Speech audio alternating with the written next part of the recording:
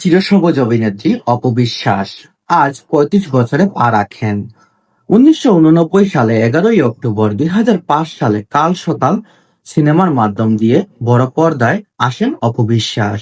২০০৬ সালে কোটি টাকার কাবিল সিনেমার মাধ্যমে জনপ্রিয় তারকা হয়ে ওঠেন তিনি। তারপর তাকে আর পিছনে ফিরে তাকাতে হয়নি, কিন্তু নিজের প্রচেষ্টায় তিনি হয়ে ওঠেন এক অন্যরকম নায়িকা।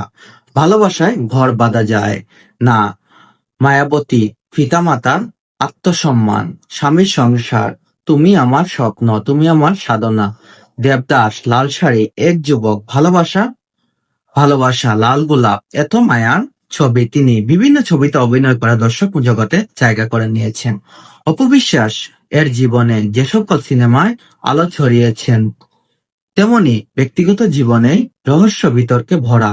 শাকিব খানের সঙ্গে তার অনেক বেশি ভালো সম্পর্ক ছিল। ২০১৮ সালে তারা ডিভোর্স হয়, এমনকি ২০১৪ সালে মনে হয় তাদের সংসার শুরু।